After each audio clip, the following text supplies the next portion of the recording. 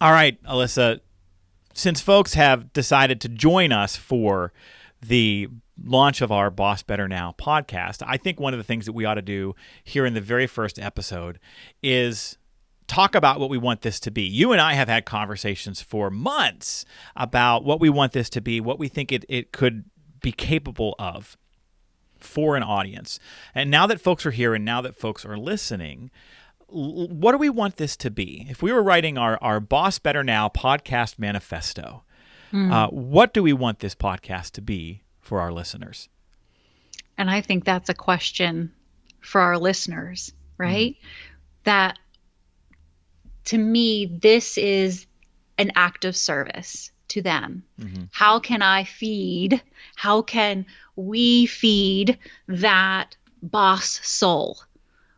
What nourishes the boss hero? Especially right now, we need things that are both elevating and tactical and gonna be real. And you do this amazing job of that in your keynotes, being up there on the stage and all of that. But now people get to have that in their ears. And so it's a real huge invitation to those leaders that this is the opportunity for them to continue that path of growth, to continue to show up, to demonstrate that care and commitment. And it is my pleasure that you have invited me along on this journey to serve that mission. So thank you. So kind. Thank you. Part of the format for this podcast, I think, was born out of the conversations that you and I have had over the years about this work. The number of times that you and I have set up, a quick 15-minute phone call, only to be on the phone for 90 minutes and having these incredibly rich discussions where we laugh and we sort of get these mental downloads about things related to what people need to be at their best every day in a leadership role. I'm really confident that that's going to translate here. That was part of the reason why I invited you to partner with me on this. I knew that I didn't want the podcast to be like a lot of podcasts where there's a different guest, right? Joe has a guest, he interviews the guest, and that's the podcast. I had no interest in that because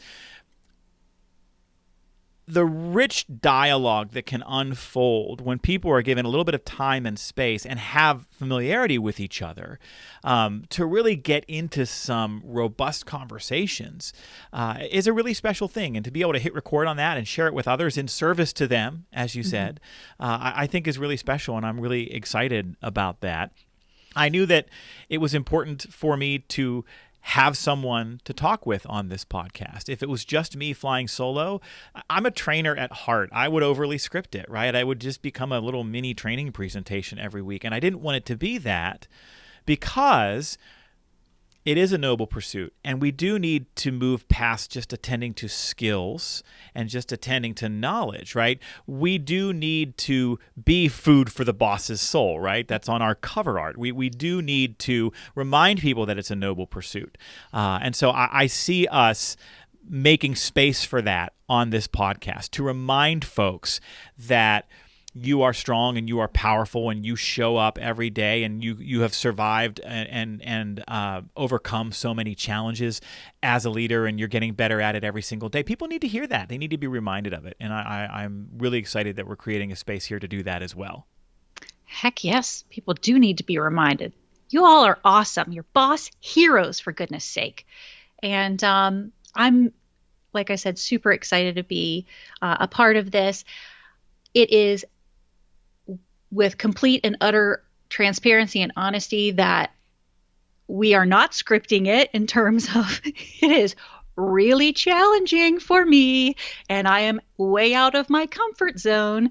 But I have utter and complete trust in you, Joe, and in what we have here and what is to come, that it's going to make a real difference for a lot of folks. And so I will take every ounce of sweat that I put into my office chair here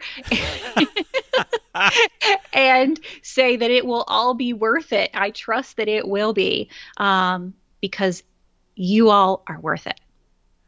That is very lovely of you to say. I thank you so much for that. I think about the other conversations that we have had about this podcast and what we want it to be. I know that it's really important to Alyssa and I that this podcast reveres science. In a world where fact and truth and science seem to be up for debate. The work that I have done for 2 decades draws on research, draws on what we can know and prove. We don't have to rack our brains to figure out what people need from their bosses in the workplace. There are piles of social science research, mountains of data, really, really smart, amazing women and men who have been diving into that kind of psychological research, organizational development research, and who continue to publish and write and share with us what we should be doing as leaders to meet people where they are and create those conditions for them to thrive at work. And so this will be a space where we bring that proof and that truth and share it with folks, where we introduce some of the psychological dynamics, I hope, of what people are wrestling with and what they might need to hear from their boss or get from their boss. I also want to be explicit that this is not a space where we get tangled in knots about the word boss. Right?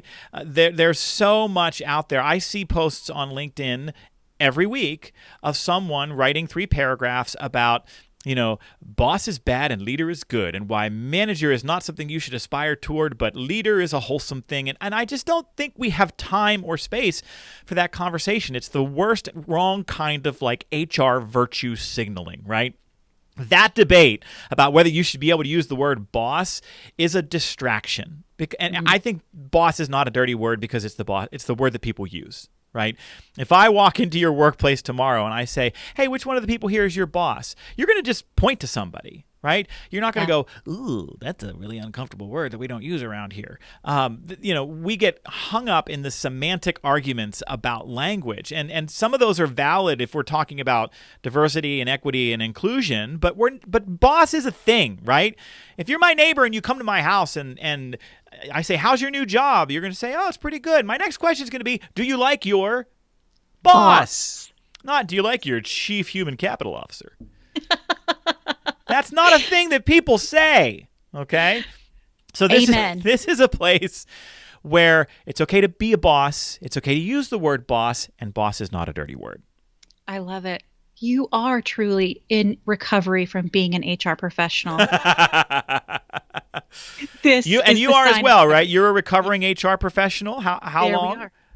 Oh gosh, it's been like almost a decade now that I'm recovering from that. But I was 15 years in, so I think you have to have at least that many years out in order to truly be recovered. Yeah. I'm not quite sure on it though. But boss is not a dirty word. How true? How true? Well, I think we can wrap up there. I think we can end our first episode on an acknowledgement that boss is not a dirty word. We have so much planned for future episodes, folks. This first episode was really just about introducing to you our ideas of what this podcast could be and to remind you of why you matter. I'm on a mission to fill workplaces with better bosses. That's why this show exists. Everyone deserves to work for a great boss, and we celebrate folks like you who aspire to be better. But we need your help. I hope you'll take a moment right now to subscribe to our podcast and to leave a rating and a review. Be a part of something special by helping your show grow. And I mean that sincerely. This is not our show. This is your show. We're going to invite you to ask questions, share comments, send in your voice recordings so that we can play them on the air. We can interact with you. We're growing a community of bosses, of boss heroes who will help support and serve one another because the work you do is noble. It is righteous. So until next time, thank you for joining us, and thank you for all that you do to take care of so many.